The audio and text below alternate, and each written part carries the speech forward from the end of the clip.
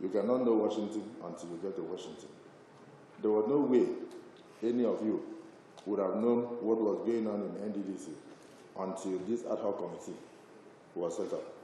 And there's no way I would have known the details of what was going on in the 19 years until I became a minister supervising the NDDC. So I used to be very angry, but I had no control because it's a federal agency, and I was a state governor.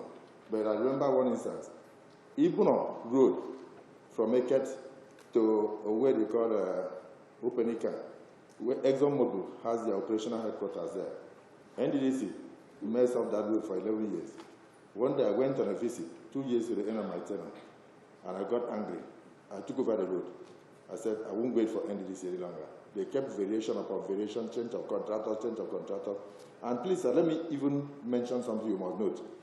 Every contractor that comes to you here or outside there has up to 200 companies. So when they want to split this contract, they can give one contractor the job, but he will bring at least 50 to 60, 70 companies. How do I know this? I'll give you a document.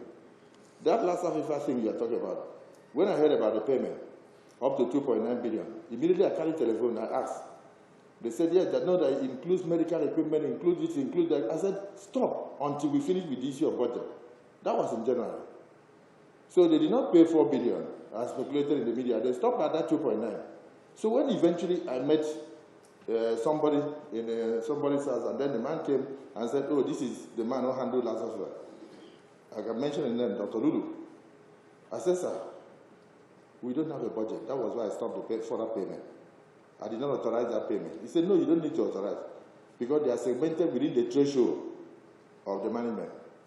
I said, so how much is left? He said, 972 million. I said, write to me as a minister.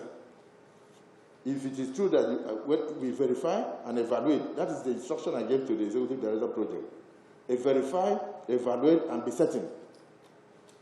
So that I will authorize. He wrote to me and attached 22 companies for the balance of 972 million. 22 companies. I have it here. So that 972 million will come under 22 companies. These are things we have to change. And then when the executive director went on the field, some roads were 600 million. Then contractors ended up with 260 million naira. And they complained that they are cutting their money. They are taking 40%. They are collecting percentages. And I called him and said, Executive Director, this allegation. He said, no, sir, that the benefit goes to the commission.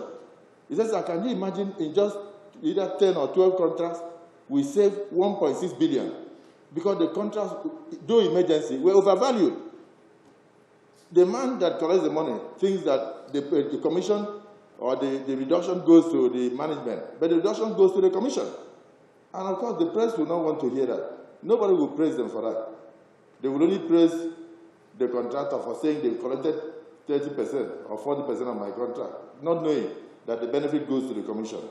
So these issues probably were there, but I didn't have the authority over it. Now I have the authority over it. And I assure you, working with the Parliament, working with the National Assembly will bring these things to an end.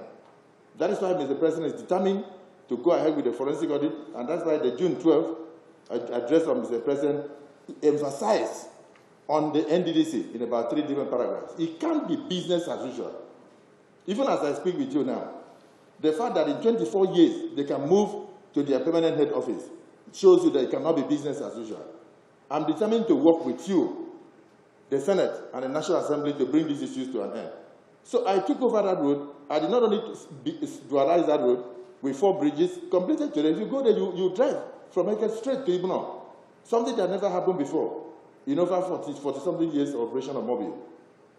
I took over from NDDC after 11 years of meddling on the road without completing and then eating money for variation.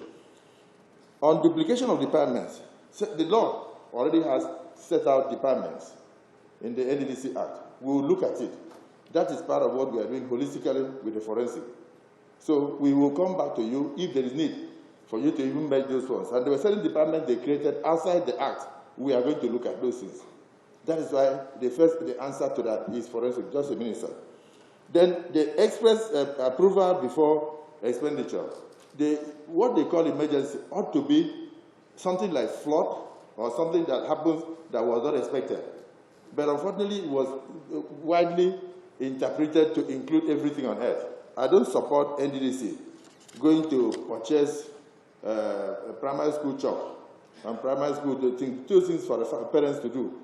But because they are low-hanging fruits for most of the people who say they are contractors in NDDC, that's why they do those things. Not for the benefit of the people, but for them to make money. I'm sorry, those things must come to an end. It's even the small closure of the tap that has led us here.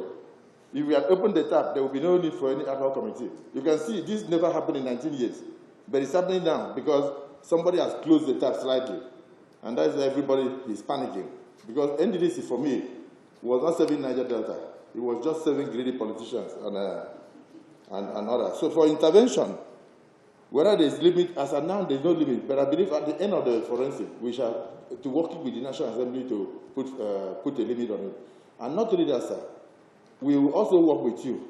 Because whatever the forensic report must come to you. Because if there is need for you to tinker with the law, with the act, for the benefit of the people, you will tinker with the act. Because you must have the report. And from there, you will be able to know what to do to help the region. Now, on the master plan, the Minister of Niger Delta has the Minister of Niger Delta master plan. The NDDC has a regional master plan. But those master plans, in some places, conflict. So we are working with a department of the World Bank and international partners called C4. They are providing about $1.4 million for us to harmonize the master plan.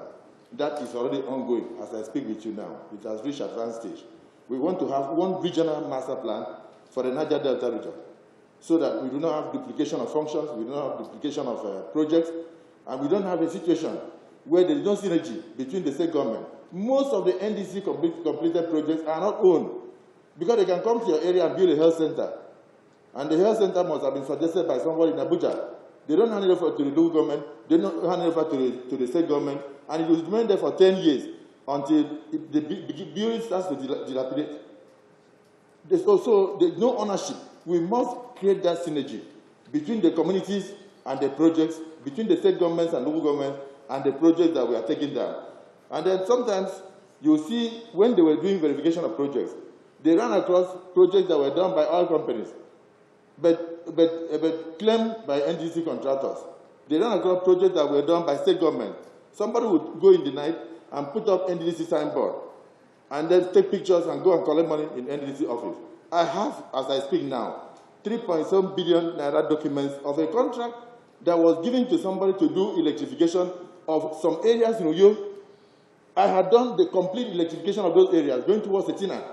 But they gave 3.7 billion naira contract in NDDC. And they have paid money, and we intend to bring those things out.